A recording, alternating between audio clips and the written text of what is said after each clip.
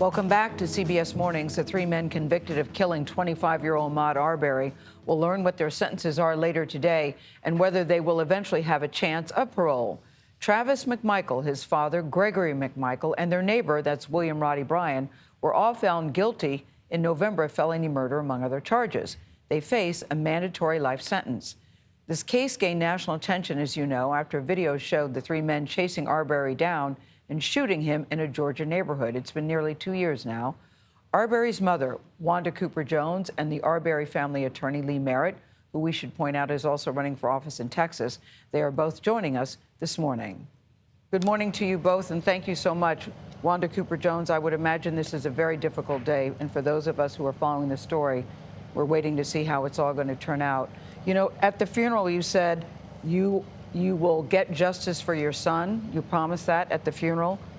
Today is that day. What does justice look like for you in terms of sentencing? And justice looks like having all three men that are responsible for the murder of Ahmaud going to jail for the rest of their lives. With no parole? With no parole, yes, ma'am. That is correct. Mm-hmm.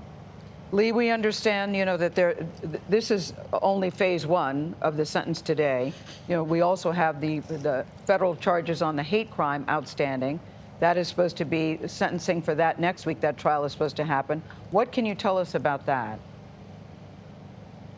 Well, earlier this week, the Department of Justice approached Ms. Wanda Cooper Jones about a plea deal being offered to the McMichaels to spend 30 years in prison if they admit that what they did was motivated by hate.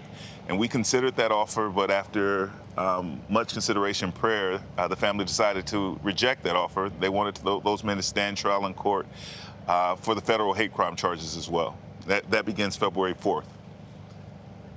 Ms. Cooper Jones, why did you reject that? Is there a part of you that wants to hear them say that, yes, we admit to guilt in the hate crime?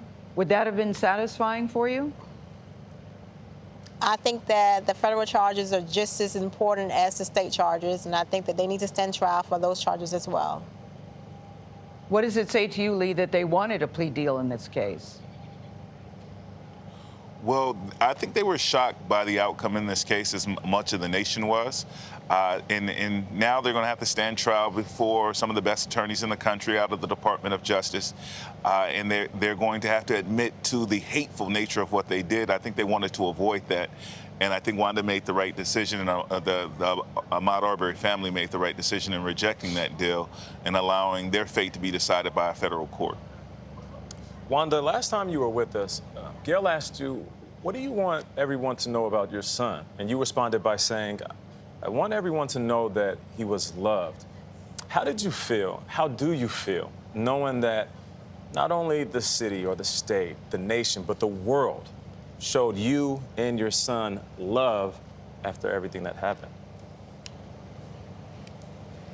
My feeling, it remains the same. Ahmaud is loved. The love that has been shown has been very much appreciated.